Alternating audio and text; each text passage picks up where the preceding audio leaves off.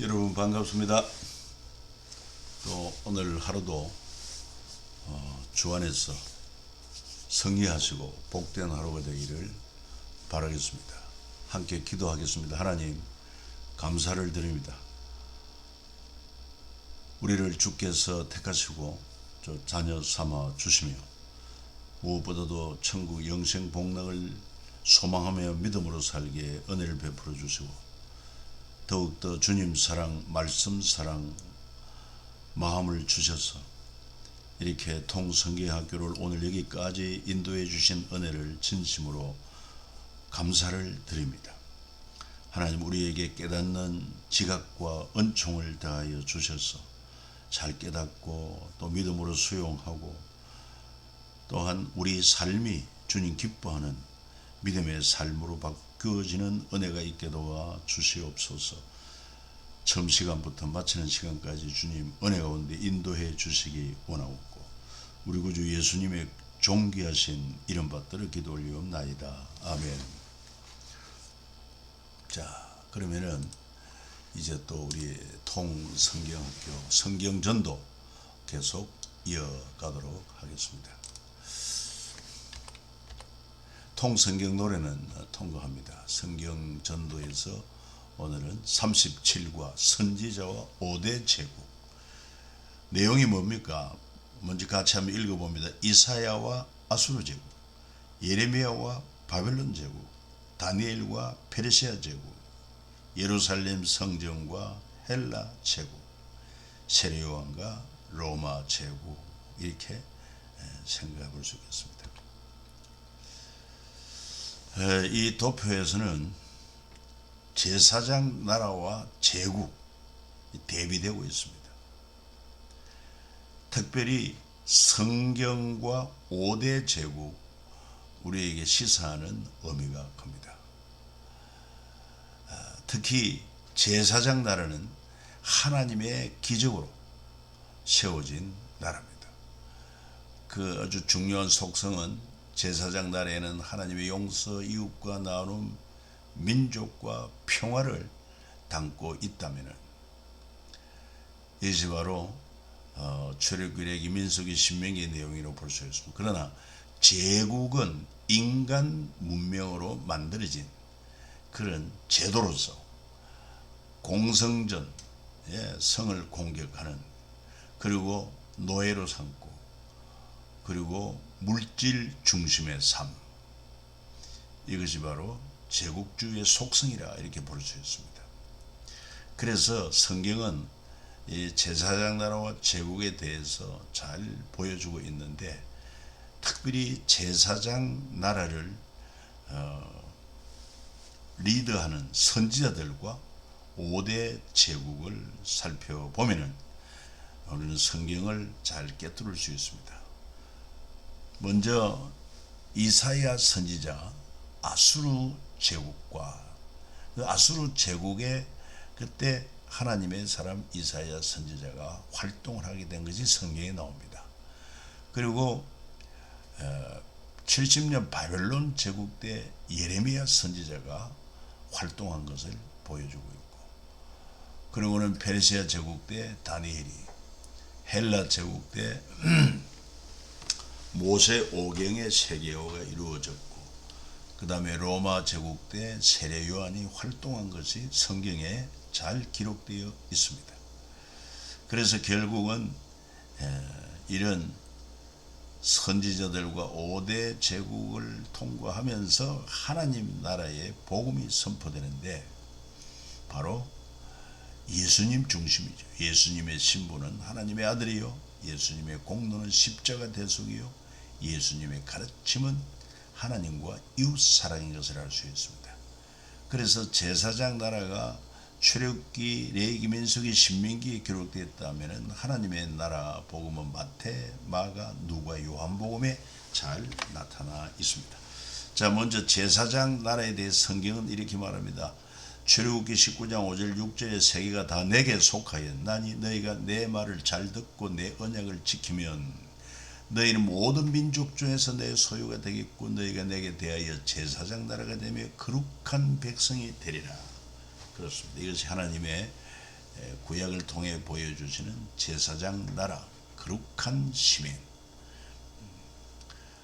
또 신명기 5장에 너희 하나님 여호와께서 너희에게 명령하신 대로 너희는 삼가 행하여 좌로 우로 치우치지 말고, 그러니까 하나님 말씀이 중심이 되어야 한다는 것입니다. 그리고 또 신명기 34장 10절에 그 후에는 이스라엘의 모세와 같은 선지자가 일어나지 못하였나니 모세는 여호와께서 대면하여 하시던 자요. 사무엘하 7장 5절 가서 내 종 다윗에게 말하기를 여호와께서 여호와지 말씀하시되 네가 나를 위하여 내가 살 집을 건축하겠느냐. 자, 그리고는 이제 우리 이사야 선지자 아수르 제국에 대해서 성경 기록을 살펴보겠습니다. 선지자 이사야는 그 이사야서에서 아수르 제국을 약 50회 이상 언급을 했는데 그 이유는 뭐냐? 제사장 나라를 알리게 하기 위한 것입니다. 그러니까 제국과 제사장 나라가 대비되고 있다는 것입니다. 특별히 아수르 제국에 대해서 이사야 7장 17절에 여호와께서 에브라임이 유다를 떠날 때부터 당하여 보지 못한 날을 너와 네 백성과 네 아버지 집에 임하게 하시리니 곧 아수르 왕이 오는 날이니라. 아수르 제국에 대해서 많은 얘기를 하고 있습니다. 거기에 대해서 또한 이사야 30장 20, 21절에는 주께서 너희에게 환난의 떡과 고생의 물을 주시나 네 서성은 다시 숨기지 아니하리니 네 눈이 네 서성을 볼 것이며 너희가 오른쪽으로 치우치든지 왼쪽으로 치우치든지 내 뒤에서 말소리가 네 귀에 들려 이르기를 이것이 바른 길이니 너희는 이리로 가라 할 것이며, 이 하나님이 교회 가신 제사장 나라 메시지입니다. 그러니까 하나님 나라라고 하죠. 제사장 나라라고 하는 것은 세상 제국과 다른 하나님의 통치를 받는 하나님께 속한 나라. 특별히 제사장 나라로 한 것이 이스라엘을 통해서 세계 만민을 구원하기 위한 그런 도구로 하나님이 이스라엘을 제사장 나라로 쓰시기를 원했던 것을 알 수가 있어요. 또 아수르 제국과 제사장 나라 대비하는 것이 먼저 아수르 제국은 아수르 왕이 은 300달란트와 금 30달란트를 정하여 유다 왕 히스기야에게 내게 한지라. 그때에 유다 왕 히스기야가 여호와의 성전문의 금과 자기가 모두 입은 금을 벗겨 모두 아수르 왕에게 주었더라. 그러니까 두말할 것도 없이 세상 제국은 물질 중심인 것입니다. 권력과 물질, 이것은 동전양면과도 같습니다. 물론 거기에 또 쾌락이 따릅니다. 그러나 제사장 나라는 이사야 66장 20일 나는 그 가운데 택하여 제사장과 레위인을 삼으리라 여호와의 말이니라. 그렇습니다. 그러니까 이 제사장 나라에는 제사장과 레위인들이 중심인데, 이들이 하나님의 법을 가르치고 또 하나님의 법대로 제사를 드리고 함으로 죄는 하나님이 얼마나 미워하시며 또 죄값이 얼마나 무서운 것을 잘 보여주고, 그리고는 죄사함 받은 백성으로서 거룩한 하나님과 동행하도록 거룩한 백성으로서의 삶을 살도록, 이것이 바로 제사장 나라의 속성인 것입니다. 그 다음에 두 번째로 예레미야와 바벨론 제국에 대해서 성경은 또한 말하고 있습니다. 그래서 여러분 보십시오. 이 성경에 조금 전에 말한 아수르 제국에 대한 이 얘기가 이 성경에 포함되어 있고, 이 세상 제국보다도 월등한 차원 높은 그런 나라가 제사장 나라다는 사실이죠. 그래서 두 번째로는 바벨론 제국 때 제사장 나라의 선지자 예레미야, 이런 얘기도 우리가 깊이 이해하고 우리 또 다른 사람에게 전달할 때 굉장히 아주 신선한 그런 성경 이야기, 성경 전도가 될 수 있다는 것이죠. 예레미야도 그 책에서 예레미야서에서 바벨론 제국을 200회 이상 언급하고 있습니다. 이유는 제사장 나라 때문이라는 것입니다. 먼저 예레미야 1장 1절에 제사장 날에서 말하기를 베냐민 땅 아나도스의 제사장들 중 힐기야의 아들 예레미야의 말이다. 이렇게 하면서 제사장 나라가 먼저 소개되고 있습니다. 그런가 하면은 예레미야 27장 6절에는 바벨론 제국에 대한 말이 나옵니다. 이제 내가 이 모든 땅을 내 종 바벨론 왕 느부갓네살의 손에 주고 또 들짐승들을 그에게 주 성계가 있나니, 이 성경의 역사는 이처럼 세상 제국과 하나 제사장의 나라 그 속성을 비교하면서 정말 하나님이 설계한 제사장 나라가 얼마나 거룩하고 또 값진 것인가, 우리가 추구해야 될 것인가 하는 것을 잘 보여주고 있다는 것입니다. 계속해서 예레미야 17장 27절의 제사장 나라에 대해서 언급한 내용은, 만일 너희가 나를 순종하지 아니하고 안식일을 거룩되게 아니하여 안식일에 짐을 지고 예루살렘으로 들어오면 내가 성문에서 불을 놓아 예루살렘 궁전을 삼키게 하려니 그 불이 꺼지지 아니하리라 하셨다 할지니라. 이 제사장 나라는 안식일을 지키고 거룩하게 하는 것입니다. 이 하나님의 법이기 때문에 그렇습니다. 그리고 또한 바벨론 제국에 대해서도 말씀하고, 너희가 거기에서 번성하고 주로들지 아니하게 하라. 너희는 내가 사로잡아 가게 한 그 성읍의 평안을 구하고 그를 위하여 여호와께 기도하라. 이는 그 성읍이 평안함으로 너희도 평안할 것입니다.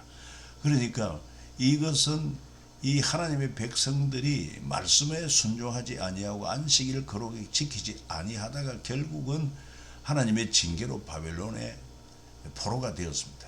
그러나 포로가 되어서 특별히 그 바벨론 제국 속에서 번성하고 줄어들지 아니하도록 하고, 그리고 그 성읍에 평안도 구하라. 그를 위해 여호와께 기도하라. 그 성읍이 평안함으로 너희도 평안할 것이다. 그러니까 하나님의 징계로 말미암아 바벨론의 포로는 되었어도 그 바벨론에 동화되어서는 안 된다는 것입니다. 하나님이 징계를 받고 때가 되면 다시 하나님이 제사장 나라로 회복시킨다는 사실. 자, 그 다음에는 이제 또 우리 아수르 제국이 무너지고, 또 역사 가운데 보면 바벨론 제국도 무너지고, 그리고는 페르시아 제국이 일어나지 않습니까? 그 페르시아 제국 때 또 하나님의 사람 다니엘을 통해서 이 제사장 나라와 세상 제국을 비교하고 있습니다. 선지자 다니엘은 그 책에서 페르시아 제국을 20회에서 언급했다. 이유는 역시 제사장 나라 때문이다. 먼저 다니엘서 9장 11절에 보면 제사장 나라에 대해서는 온 이스라엘이 주의 율법을 범하고 치우쳐가서 주의 목소리를 듣지 아니하므로 이 저주가 우리에게 내렸을 때고, 하나님의 종 모세의 율법이 기록된 맹세대로 되었사오니 이는 우리가 주께 범죄하였음이니이다. 그러니까 여러분 다니엘이 누굽니까? 바벨론에 1차 포로로 되어갔다가, 그리고는 포로 생활 70년이 끝나고 그가 거의 90이 가까웠을 때 이 페르시아, 그러니까 고레스가 이 바벨론을 멸하고, 그 고레스 치하 때에 성경에 보면은 다니엘이 페르시아 제국에서 활동을 한 것을 알 수 있습니다. 아주 유명한 인물로 인정을 받게 되었죠. 그러면서 그 다니엘이 말하기를, 왜 우리 민족이 이렇게 나라를 잃어버리고 제국에 지금 통치를 받게 되었는가? 주의 율법을 범하고 주의 목소리를 듣지 아니한 죄 때문에 이 저주가 우리에게 임한 것이다. 철저하게 제사장 나라 중심의 그런 사고를 가지고 있습니다.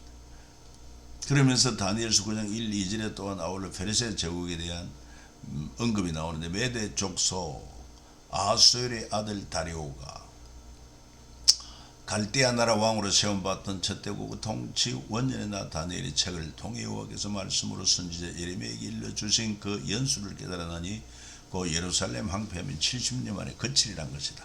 그러니까 이 페르시아 제국이 페르시아 제국이라기보다도 바벨론 제국의 포로가 되었지만은 그 일찍이 하나님의 선지자 예레미야의 예언대로 바벨론 포로 생활 70년이 차면은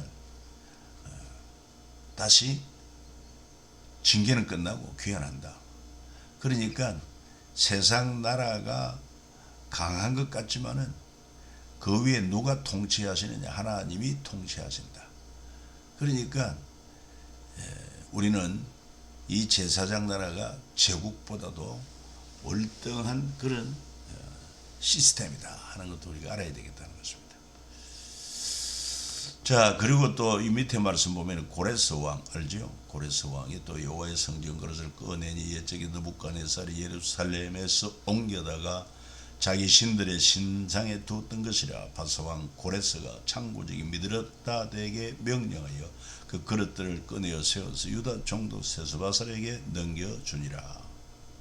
그래서 결국은 바빌론 70년 포로 생활이 끝나고 그리고는 이제 페르시아 제국의 고레스가 유대인들은 예루살렘으로 돌아가서 하나님의 성전을 건축하라 하면서 과거에 그 바빌론 제국이 가져온 성전의 모든 기명을 다 돌려보냈다 하는 내용인 것입니다. 이게 누구 뜻대로 되는 것입니까? 세상 통치자의 뜻대로 이루어지는 것이 아니라 다 하나님의 계획대로 섭리대로 이루어지고 있다는 것입니다. 또 느헤미야 2장 6절에 보면은 페르시아 제국에 대해서 왕이 내게 이르시되 네가 몇 날에 다녀올 길이며 어느 때에 돌아오겠느냐 하고 왕이 나를 보내시기를 좋게 여기시고 내가 기한을 정하고. 그러니까 이 느헤미야가 어디입니까? 그 페르시아의 아닥사스다 왕의 술 맡은 그는 관원이 있는데 이 자기 조국 예루살렘의 황폐한 소식 듣고 그래서 왕의 허락을 받고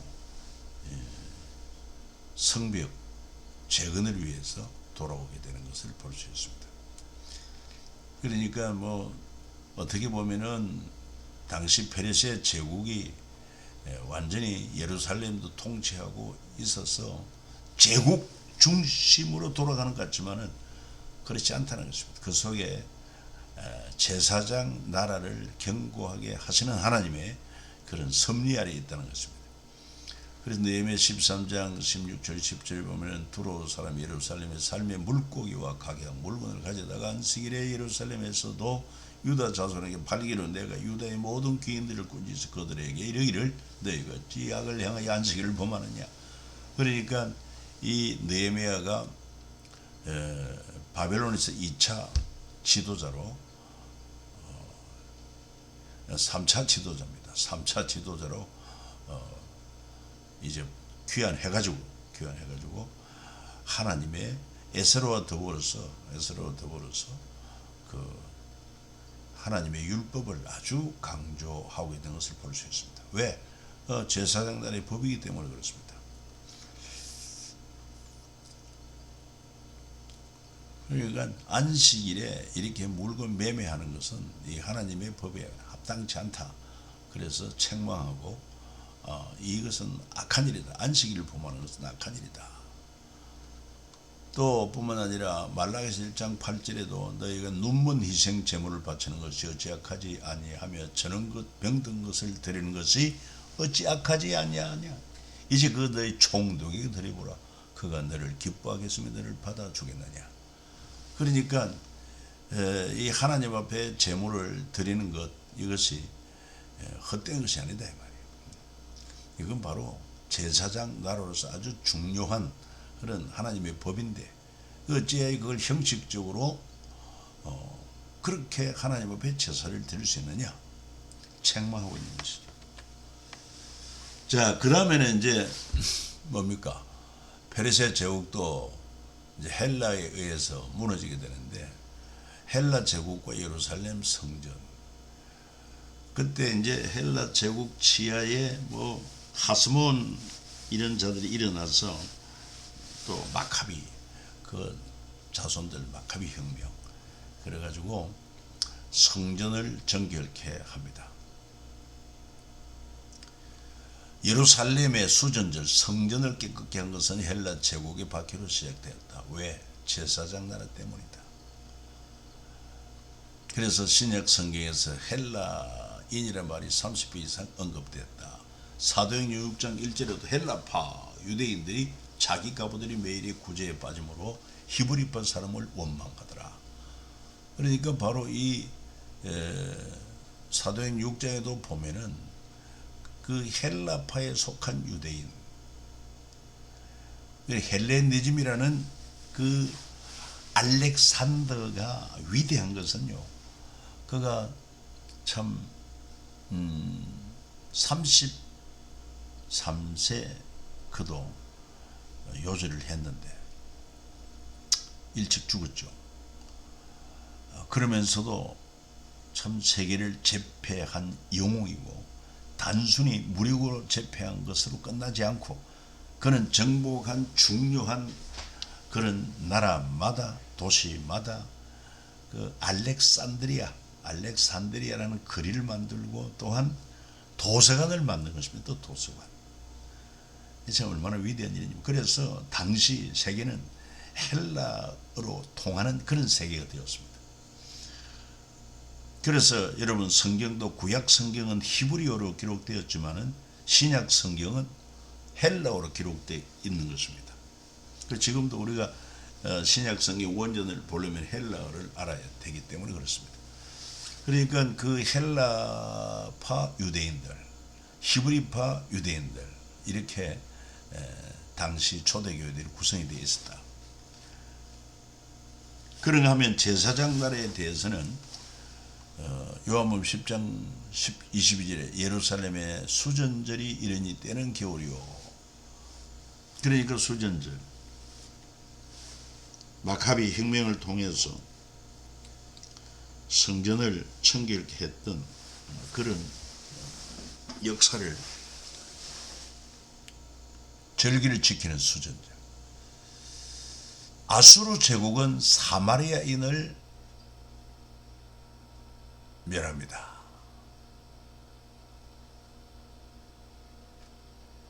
아수르 제국 때 이 사마리아인이라는 것이 생기게 되고, 왜? 아수르 제국이 북쪽 이스라엘 수도 사마리아를 완전히 점령하여 유수한 자들을 다 포로로 잡아가 버리고, 그리고 제국이 흩어버리고, 그리고는 제국의 여러 여자들을 이 사마리아에 있는 남자들과 통혼하여 완전히 혼혈적으로 만들어 버립니다. 그래서 바벨론 제국은 유대인을 또 만들게 됩니다. 유대인이라는 말이 바벨론 제국 포로 생활 때 생겨난 말입니다. 헬라 제국은 헬라파 유대인을 만들었다. 헬라 사상, 헬라 문화에 영향을 받은 그런 유대인들. 본토에 있는 유대인들은 히브리파 유대인, 이렇게 볼 수 있죠. 자, 그 다음에 로마 제국과 선지자 세례요한, 그리고 십자가. 선지자 세례요한은 로마 제국 때 부름을 받습니다. 왜? 제사장 나라와 하나님 나라 때문이다. 참 특별한 게 바로 제사장 나라와 하나님 나라, 이게 이제 겹치는 때가 바로 세례요한이 사역한 때라고 보면 됩니다. 신약성에서 로마 제국 관련된 내용이 500개 이상 언급되어 있습니다. 뭐 예를 들어서 누가복음 7장 26절에 디베리오 황제, 티베리우스라고 하는 로마 황제, 통치한 15째 곧 본디오 빌라도 총독이 유대 총독으로, 헤롯이 갈릴리의 분봉왕으로, 헤롯은 에돔인이라고 알려져 있습니다. 하나님 말씀이 빈들에서 사가랴 아들 요한에게 임한지라. 너희가 무엇을 모르고 나갔더냐? 선지자냐? 옳다. 내가 너희에게 이르노니 선지자보다도 훌륭한 자니라. 여자가 낳은 자 중에 요한보다 큰 자가 없다고 할 정도로, 그 이유는 바로 메시아를 직접 보고 만나고 세례를 베풀고, 그래서 선지자는 세례요한의 때까지다, 이런 말씀도 있습니다. 그런가 하면은 제사장 날 하나님 나라를 선포합니다. 마태복음 3장에는 세례요한이 말하되 회개하라, 천국이 가까이 왔다. 그리고 요한복음 1장 29절에 요한이 예수께서 자기에게 나오심을 보고 이르되 보라, 세상 죄를 지고 오는 하나님의 어린 양이로다. 그래서 제사장 나라가 하나님 나라로 이렇게 이제 큰 그릇에 담겨지는 전환되는 과정에 세례요한이 활동하고 있습니다. 역시 또 마태복음 27장 보면 로마 제국에 대한 언급이 나옵니다. 이틀이 지나면 6월절이라 인자가 십자가에 못 박히기 위하여 팔리리라. 새벽에 모든 대제사장과 백성의 장로들이 예수를 죽이러 함께 의논하고 결박하여 끌고 성독 빌라도에게 넘겨주니라. 이 예수는 채찍질하고 십자가에 못 박히게 넘겨주니라. 역시 당시 로마 제국이 유다 땅을 통치하는 그런 정복을 하고 통치하고 있었지만, 그래서 결국은 유대인 종교 지도자들이, 유대교 종교 지도자들이 예수님을 빌라도 총독에게 고발하여 십자가에 못 박게 되었지만, 이게 로마 제국이 완전히 지배하는 것 같지만, 그러나 6월절에 십자가에 못 박힌 예수 그리스도, 이것은 하나님이 이미 정한 것입니다. 단지 제국은 그저 하나님의 섭리를 이루는 도구에 불과하다는 것입니다. 그래서 제사장 나라, 하나님 나라 위대한 거예요. 여기에 대해서 성경은 계속 증거합니다. 예수께서 12 제자를 데려서 이르되 보라, 우리가 예루살렘에 올라가노니 선지자들을 통해 기록된 모든 것이 인자에게 응하리라. 이게 바로 이미 세상 모든 것을 작정 섭리 통치하시는 하나님의 섭리대로 그 구약의 선지자들을 통해 기록된 모든 것이 인자 예수님에게 이제 응하게 된단 말이에요. 예를 들어서 이사야 선지자 같은 경우에는 예수님이 고난받을 것을 얼마나 세밀하게 증거를 했습니까? 그래서 그 예언대로 이제 죄 없는 하나님의 아들 이 땅에 오셔서 죄인들 우리의 죄를 대속하기 위해서는 제사장 나라의 속죄 제물, 희생 제물로 예수님이 우리 죄값으로 피를 흘리고 죽으시는 것입니다. 그래서 형제들, 우리가 믿는 도리의 사도시며 대제사장이신 예수를 깊이 생각하라. 히브리 3장은 말하고 있습니다.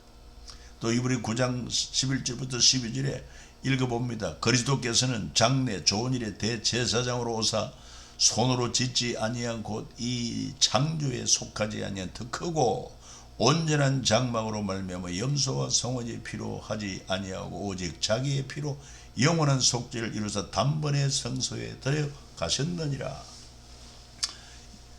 당시 세상 사람들은 예수님이 십자가에 죽으심으로 끝난 것 같지만은, 그러나 하나님이 말씀하신 대로 다시 사흘 만에 부활하시고 그러고는 성천하시고 이 땅의 성전 제도를 완전히 완성시켜버린, 제사 제도를 완전히 완성시켜버리고, 그래서 하나님 보좌 우편에 들어가심으로 이제 그 십자가와 부활의 복음이 하나님 나라 복음으로 이렇게 대전환이 일어나게 되는 것입니다.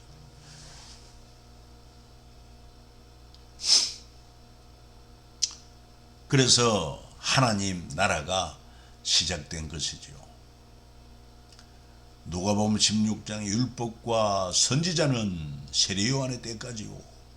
그러니까 이제 구약 시대에 제사장 나라의 중심이 되는 율법과 선지자 세례 요한의 때까지, 그 후부터는 하나님 나라 복음이 전파되어 사람마다 그리로 침입하느니라. 또 바울이 아침부터 저녁까지 강론해 하나님의 나라를 정언하고 모세율법과 선지자의 말을 가지고 예수에 대하여 권하더라. 그러니까 이 유대인들은 여기까지는 아는데 예수님에 대해서 잘 몰라요. 그러니까 예수님이 바로 율법과 선지자에 증거한 그 메시아다.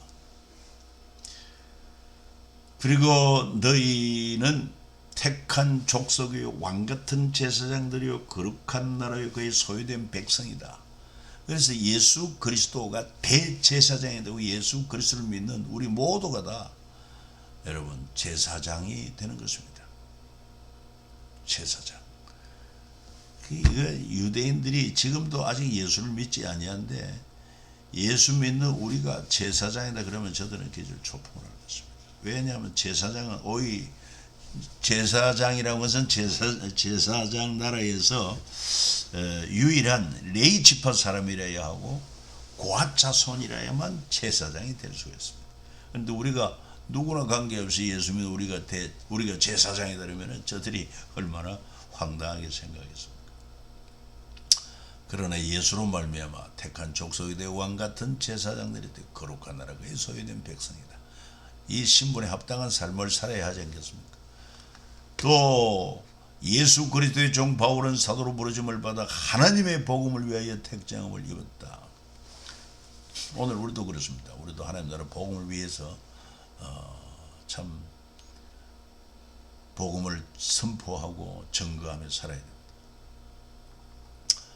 그래서 우리가 이렇게 예수 믿어 구원받게 된 것은 그 기쁘신 뜻대로 우리를 예정하사 예수 그리스도로 말미암아 자기 아들들이 되게 하소서. 이는 그가 사랑하는 자 안에서 우리에게 거저 주시는 바 그의 은혜의 영광을 찬송하게 하려는 것이다. 예, 이렇게 해서 제사장 나라 5대 제국 이 큰 제목을 이렇게 정리를 해보았습니다. 여러분, 결코 눈에 보이는 세상 나라 제국만 여러분 크다고 여기지 마십시오. 보이지 않는 것 같지만 이 교회를 통해서 이루어지고 있는 하나님의 나라는 정말 영원한 나라요. 그리고 거룩한 나라입니다. 그리고는 영생 복락하는 나라입니다. 확신을 가지고 이 제국과 하나님의 나라를 대비하는 설명할 줄 아는 우리 모두가 되었으면 좋겠습니다. 감사합니다.